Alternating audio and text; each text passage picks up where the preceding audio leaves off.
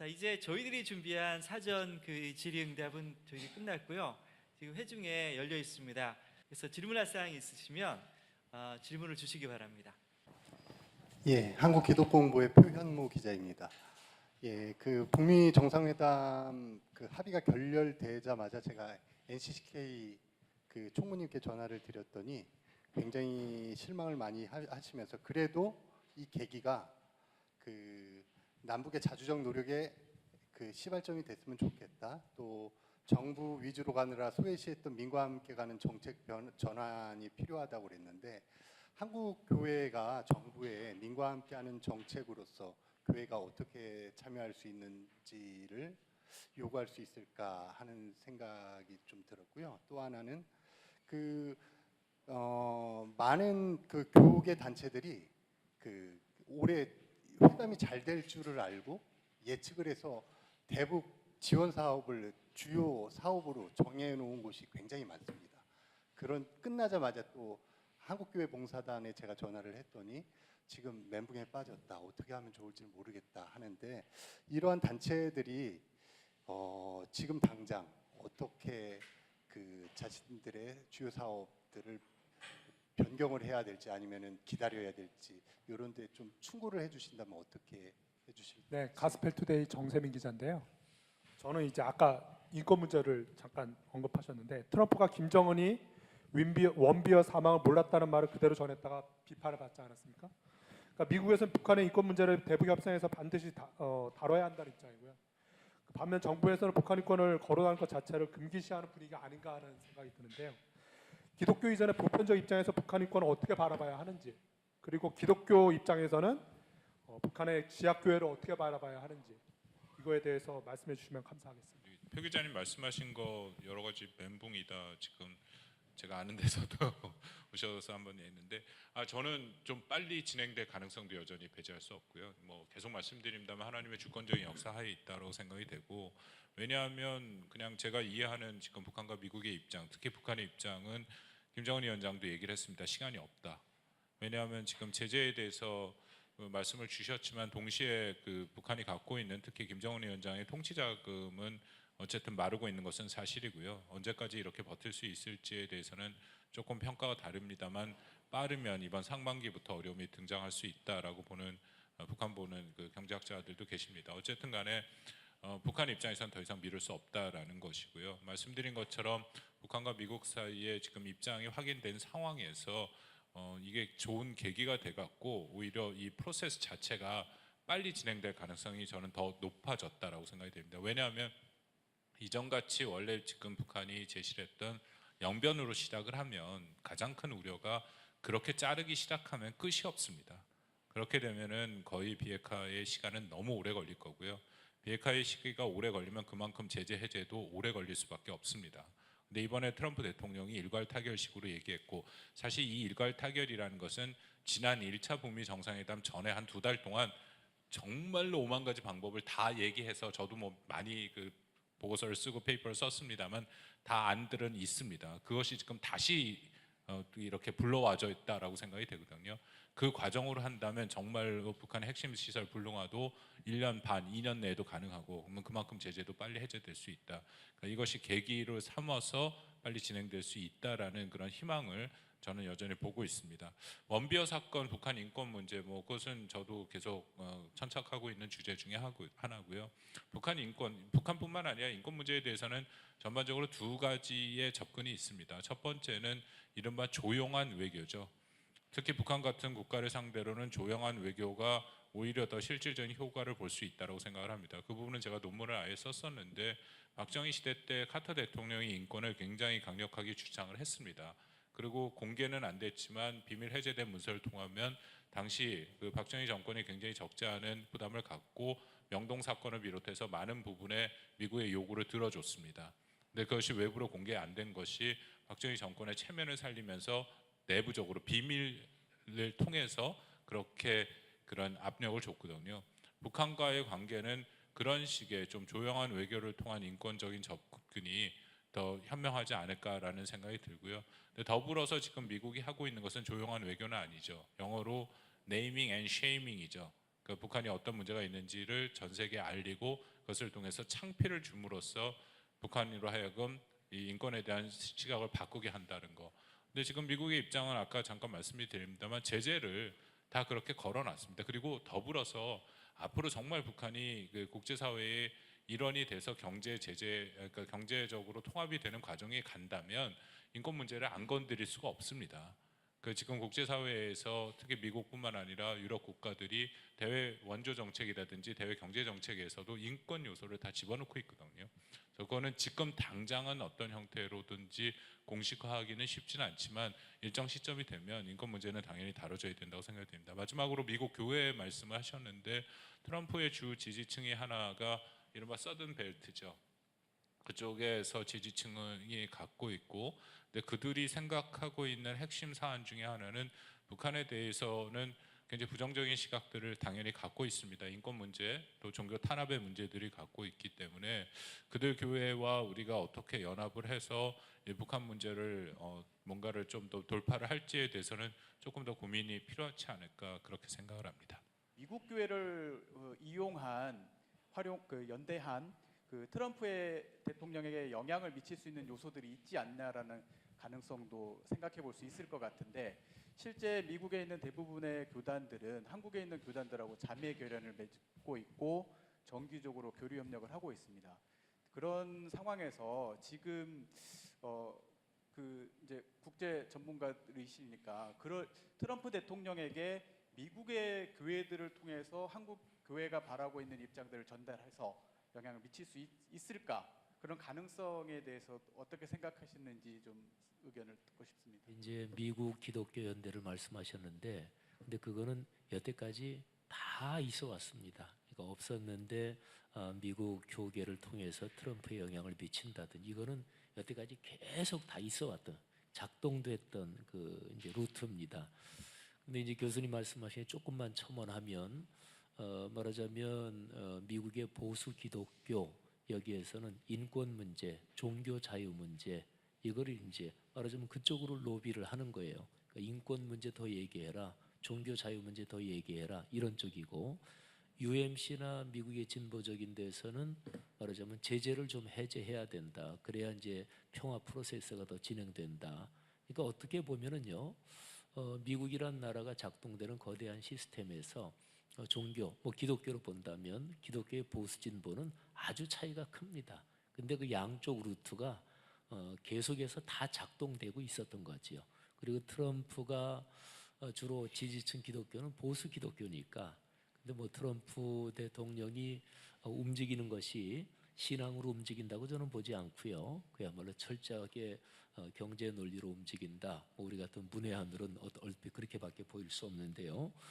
그리고 이제 북한의 지하교회를 포함한 인권의 문제, 종교 자유 문제는 그러니까 이렇게 저는 생각을 합니다. 평화 프로세스 이제 큰 문제, 작은 문제를 본다면 인권, 종교 자유가 작은 문제라는 얘기는 아니에요. 근데 현실적으로 평화 프로세스를 더 계속해서 넓혀 갈 것인가 이 중대한 목적이 앞에 있다면 그러면 인권 문제나 종교 자유 문제를 크게 부각시켜서는 안 된다고 봅니다. 근데 중국 같은 경우를 예를 들어 보면 아까 이제 유럽이나 미국이 계속해서 넓어지면 인권 종교 자유 문제 부각 주제화 될 수밖에 없다 그렇게 말씀하셨는데 저는 약간은 다르게 기본적으로는 공감인데요. 별로 그렇지 않을 수도 있다. 그러니까 중국을 대하는 서구 국가들 보면 압니다. 중국이 사실은 종교 자유 지금 아주 심각하잖아요. 그래서 유럽이나 이런 데서 이 일을 제기하기도 하는데 그런데 유럽 국가들이 미국보다 인권이나 종교 자유 문제에 대해서 훨씬 더 강력하고 민감하거든요. 근데 중국과의 교역 문제 이거 걸리면 별로 그런 거 상관없습니다.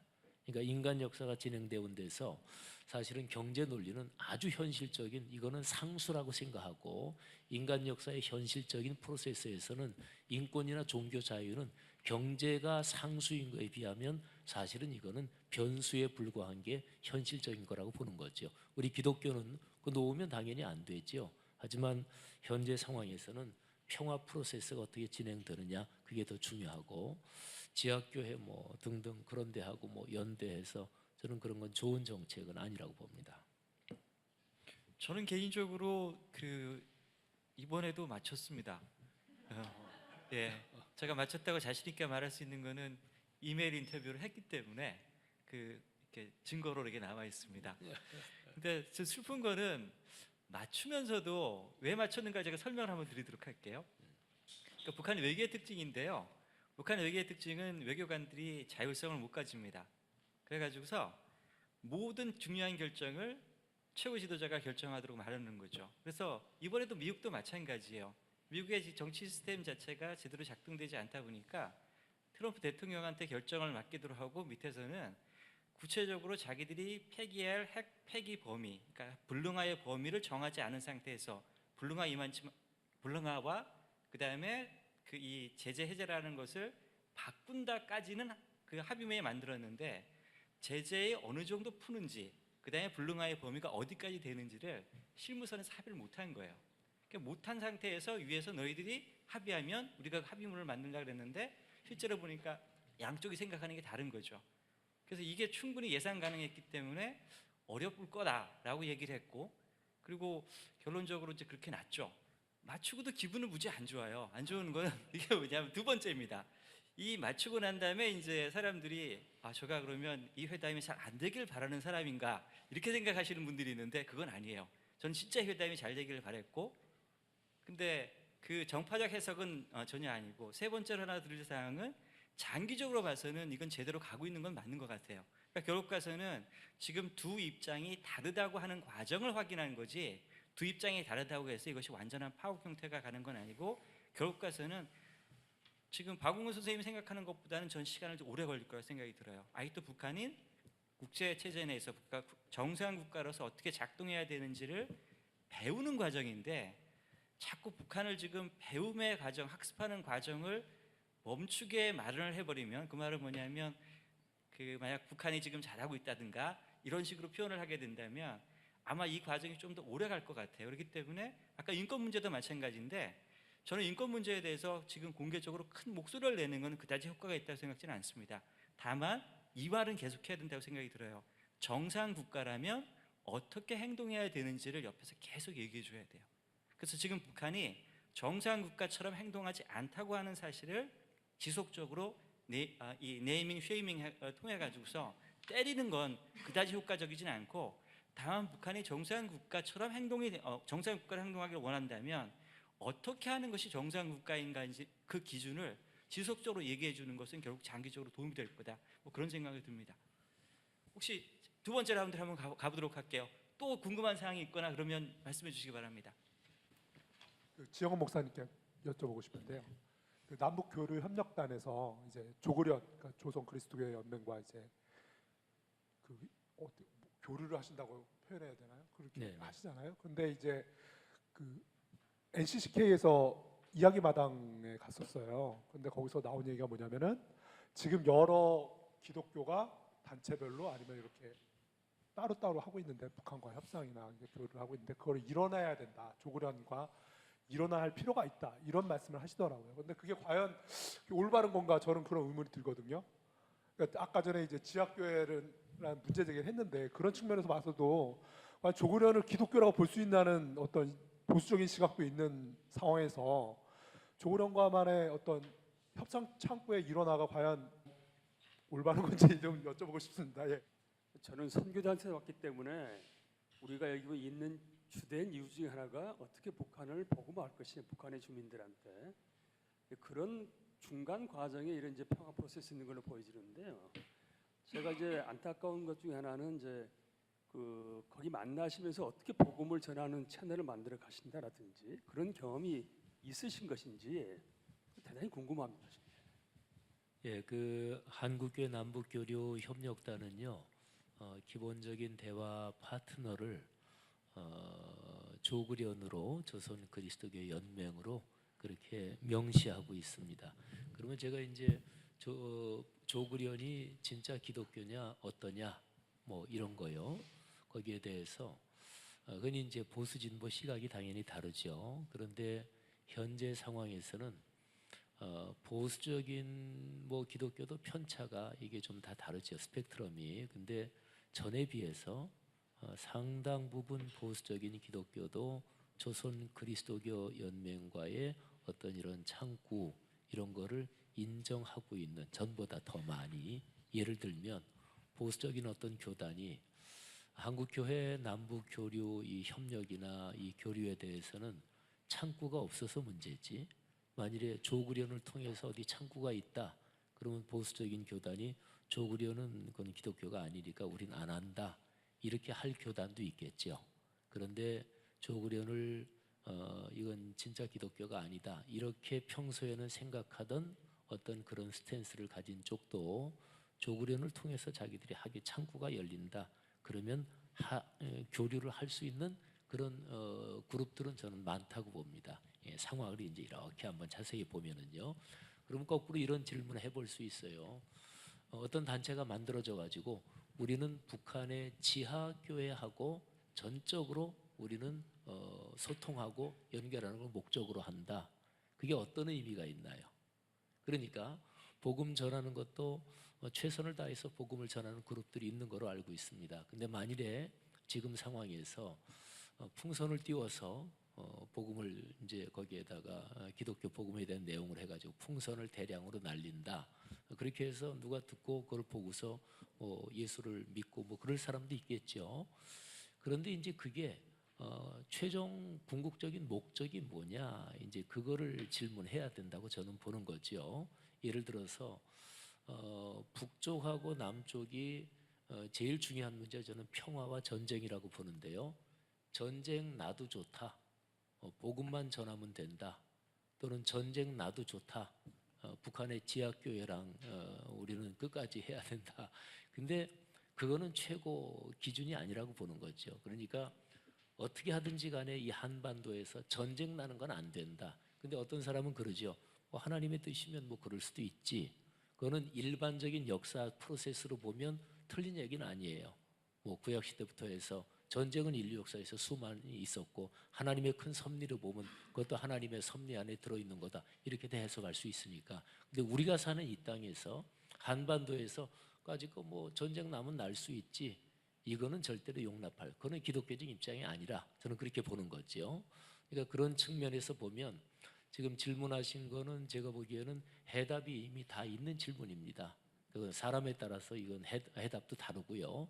보수적인 기독교회는 당연히 그 조그련 또는 평양의 봉수교회 이런 칠골교회 이거는 제대로 된 교회가 아니다. 근데 아주 보수적인 신앙에서 보면은요. 모든 거 다 없어도 괜찮아요. 말씀만 들어가면 됩니다. 이게 제일 보수적인 기독교가 가지는 스탠스 중에 하나가 이겁니다. 그러니까 뭐 이런 거 저런 거 다 없어도 기록된 성경 말씀만 들어가면 역사가 일어난다. 이게 가장 보수적인 기독교인의 입장 중에 하나거든요. 근데 북한 말로 성경이 번역이 돼 있잖아요. 그리고 거기에서 성경이 읽히고 있고. 하여튼 스탠스는 다른데 저는 하나 이제 한국 교회에서 굉장히 희망적으로 보는 거는 말씀드렸듯이 보수와 진보의 교집합 부분이 해방 이후로 좌우 대립이 극심하고 한국 교회도 전부 다 그런 가운데 같이 그냥 같은 축으로 돌아갔는데 지금처럼 폭이 넓어진 적이 없다. 여기에 대해서 목사로서 또는 그리스도인의 한 사람으로서 굉장히 감사하고 있고 다만 앞으로의 프로세스 진행이 예수 그리스도의 복음 전파 이거를 최종 목적으로 명확하게 놓고 어떻게 지혜롭게 예수 그리스도께서 말씀하신 것처럼 뱀처럼 지혜롭게 비둘기처럼 순결하게 걸어갈 것인가 그게 관건이라고 봅니다. 그 보건 의료와 관련돼 가지고는 뭐 지금 우리 정부도 적극적으로 하려고도 지금 하고 있고요. 그래서 지금 유진배 재단이나 통해서 결핵 약품 들어가는 거는 제가 알기로는 뭐 제재와 관계 없이 할 수 있는 걸로 좀 알고 있고요. 다만 이제 장비 같은 경우는 제재에 위반될 수 있는 소지 장비들이 있을 수 있기 때문에 그건 아마 제한적으로 허용을 하는 걸로 그게 이제 원칙인데 그럼에도 불구하고 왜 그 보건의료 쪽에 활발하게 교류 협력이 안 되고 있느냐는 저는 그거는 미국이 보는 즉 미국이 생각하고 있는 거와 보조를 맞추는 관점에서 좀 통제를 하는 것 같아요. 그러니까 뭐냐면 미국은 이 북한하고 어떤 형태의 협상의 전략상에 있어서 지금은 약간 통제 내지 압박 그런 기조를 가지고 있다고 하면 아무리 남북 간의 인도적 차원이고 뭐라고 하더라도 그거를 제재는 해당 없이 우리가 하더라도 미국 입장에서는 브레이크를 거는 거거든요. 보조를 맞춰라. 그게 혹 북한의 잘못 신호에 들어가 가지고 하면 미국의 북한에 대한 그 전략하고 좀 맞지 않기 때문에 통제를 하는 것 때문에 저는 우리가 좀 자유롭게 못하는 거다 이렇게 좀 보고 있거든요. 계속난 기업의 방북권도 마찬가지예요. 방북하는 자체에 대해서는 대북 제재와 전혀 관계 없어요. 그럼에도 불구하고 8차례 지금 신청한 상태인데 왜 우리 정부가 계속 승인을 못 내주느냐? 그게 바로 미국의 그 시각 때문에 못 해주는 거거든요. 그래서 저는 앞으로 이제 그런 거는 좀 우리 정부가 적극 나서 가지고 제재와 위반되지 않는 교류 협력 사업에 대해서는 좀 적극적으로 좀 추진해 나가는 것도 필요하지 않을까 이렇게 보고 있습니다. 감사합니다. 박 교수님. 박원건 교수님한테 하나 질문드리고 싶은 거는 조선반도 비핵화의 그 북한의 입장을 중국과 러시아는 어떻게 보고 있는지 이거 한번 질문을 드리고 싶고요. 조병현 박사님한테는 그 유진배에서 지금 하고 있는 계획 퇴치 운동 있잖아요. 이거는 인도적 지원인데 어느 정도까지 이 결핵을 퇴치하기 위해서는 단순히 뭐 일반 약뿐만 아니라 상당한 그 자재 뭐 이런 것까지 다 같이 가야 되는 걸 알고 있는데 이거는 제재 대상에 어느 정도 저촉이 되는지 아닌지 그래서 좀 답변을 부탁드립니다. 우리 박종수 교수님 뭐 잘 아시는 질문을 하셔서 뭐 중국과 러시아의 입장은 북한이랑 거의 뭐 유사하다라고 생각을 합니다. 2017년에 계속 많이 말이 됐던 뭐 쌍중단 쌍궤 병행 뭐 중국이 공개 비공개로 결국 북한의 비핵화를 위해서는 미국이 제공하고 있는 여러 가지 핵 억지 능력도 동시에 철회해야 된다라고 얘기를 했고 또 중국과 러시아 당시 푸틴과 시진핑이 만나서 3단계 해법을 제시했는데 그 해법 안에도 보면은 결국 북한이 말하는 조선반도 비핵화의 연장선상에서 얘기를 하고 있고요. 그리고 작년 뭐 제가 중국을 2번 다녀왔습니다만 그때 이제 중국 사람들이 많이 얘기하고 있는 동북아 그 비핵 지대화론이라는 걸 다시 얘기를 하고 있지 않습니까? 거기서도 보면은 한반도를 비롯해서 뭐 어디까지 범위를 하는지는 좀 애매하게 얘기를 합니다만 어떤 형태로든지 핵무기 전략 자산이나 들어오면 안 된다. 뭐 그런 주장들을 중국에서 하길래 그러면 차제에 중국도 비핵화하자 그렇게 대답을 한 기억은 있습니다. 예, 감사합니다. 오늘 미세먼지가 많이 거쳤습니다. 아마 이 좌담회가 이 북미 정상회담이 결렬되고 난 이후에 많은 걱정 그리고 이 안개 전국 같은 이 상황을 바라보는데 조금 도움을 주었기를 기대합니다. 그리고 앞으로 이 평화 프로세스가 회복이 되어 가지고서 한반도에서 평화가 조속히 오기를 기대합니다. 오늘 와주신 여러분께 모두 감사드립니다. 감사합니다. 감사합니다. 아이고 수고하셨습니다.